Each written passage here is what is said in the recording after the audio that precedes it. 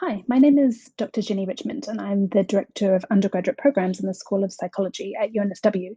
This is the second in a series of short videos that I'm making about how to integrate self-management resources into your course. So in this video, I want to show you how to do each of these three options.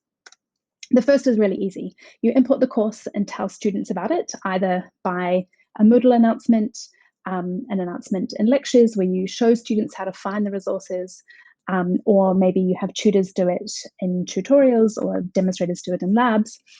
The important thing is to do when you're telling students about these resources is to normalize the idea that learning to be a uni student is a totally normal thing to do, that we all come to uni without necessarily having all of the skills that we need to thrive in an environment where learning is really independent, and that we've put these resources together to help students develop those skills that they might not have arrived with. And it's a totally normal thing to feel like you're not necessarily very good at managing your time or setting goals or prioritizing your to-do list or how do you study for a university exam. These are things that we don't expect students to know. And so it's totally normal to want to develop these skills, and that we've put these resources together to allow students to do that. So that's the first option. Hands off, drop it in, tell students that it's there, and explain to them why they might want to use it. The second option involves a little bit more work. So the first thing you want to do is plan out your term. Now, this table that I created for my course at the beginning of T1 is not readable by anyone else, but it gives you an idea of what you might want to do. If you lay out what is happening in each week in your course in terms of lectures and tutes or labs, what's happening in terms of assessment and when students have assessment due and when they'll get feedback back. And then once you've got an idea of what's going on in your course each week, you can think about the kinds of resources that might be useful for students at different times. So I've color-coded these here. So the resources in the Moodle section that are about time management are pink, about study skills and strategies are in blue, problem Ps, which is problem thinking behaviors, procrastination, are in green, related to stress are in dark blue, and related to feedback are in orange. So if you think about when students are going to be getting themselves set up in terms of planning out their term and when their assessments are due, setting goals, you're more likely to have blue resources early in the term. Students tend to start to get stressed once assessment is due, so you might want to have resources related to stress around week 4 or 5.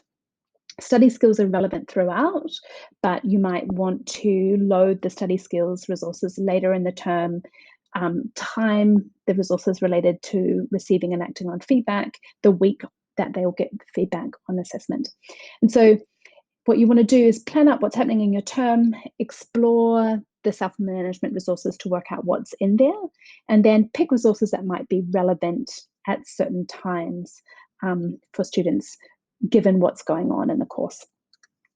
What I've done in my courses is structured each weekly section to have a label that's called Check This Out. And so if you create a Check This Out label in each week of your course, and then that's where I put the links to the relevant resources.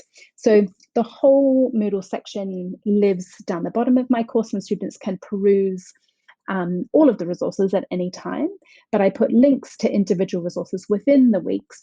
And some data that I pulled from my course last year showed that students are much more likely to engage with a resource when it's presented in the context of their week, and it's relevant to what's going on right there. So here I have some resources about goal setting in my week 0 tab, some about planning out when your assessments are due in my week 1 section, some resources about stress and reflecting on feedback in week 8 right after they've got their feedback back. And then I had other resources related to study skills in week 10. So that's option 2. Putting links to just-in-time resources gets much greater engagement. The other option is to really think about how you can integrate self-management development into your curriculum. So one thing that I've done this term is to think about how I can introduce these ideas in both lectures and tutorials in a way that will make students much more aware of them. So what we've done in tutorials is have in each face-to-face tutorial have 10 minutes at the end where we have tutors help students work on a activity that's related to self-management um, skills that are relevant in that moment. So in week 1, they talk about time management and use the assessment time management planning worksheet to plan out when their assessments are due and where the sticky points are going to be in terms of demand on their time as the term goes on. In week 2, they talk about prioritizing your to-do list, and they write a to-do list and sort the to-do list into things that are important and urgent, into kind of quadrants to work out how they should be best spending their time to get their to-do list done. In week 4, we have a prep work module that they do within Moodle about managing stress, and we have them choose a activity that is related to self-care that they could do to manage the stresses that they have in the course right then. That's right around when the first draft of their first assessment is due. And then in week 5, we have a Moodle-based prep activity, and in week 10, we do the same thing in class and tutorials about effective study strategies and using testing as a study strategy in preparation for the exam.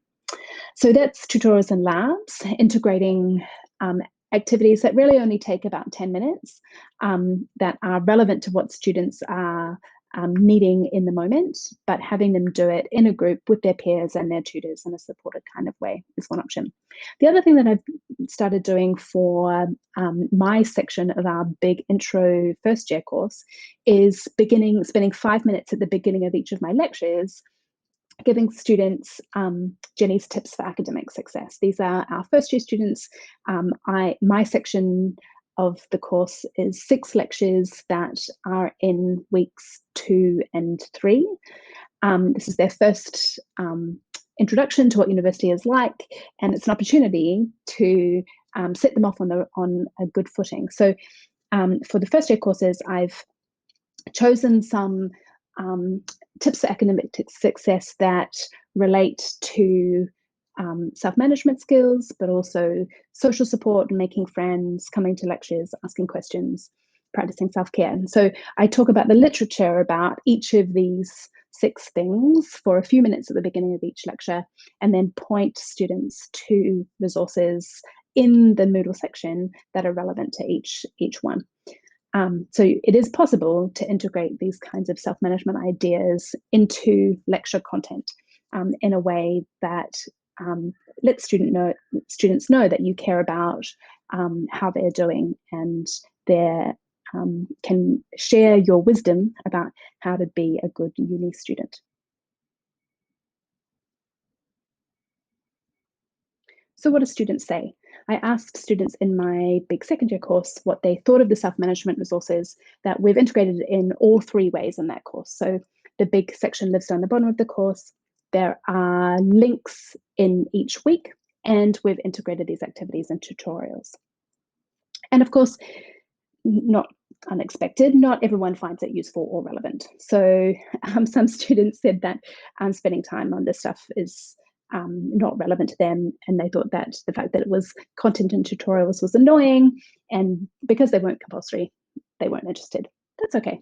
We can't please everybody, but lots of students see the benefit, and they say that they were grateful it was there and felt supported by UNSW and by the staff teaching the course as a result. And they appreciate the effort that you take to make sure that they are successful in their study. So lots of students see the benefit, and lots of students commented that the more integrated it was, the better. So having it in tutorials was really helpful because often, and as we saw in the data, the use of these resources when you're talking about the week-to-week links declines over the term. And so students actually said that integrating it into tutorials was helpful because although they know it's there, they run out of time. You can lead a horse to water, but sometimes they run out of time to drink. So particularly as the term goes on, I would recommend trying to integrate these resources into face-to-face interactions with students. So thanks for watching. Please get in touch if you have any questions or need help working out how you can best use these resources in your course.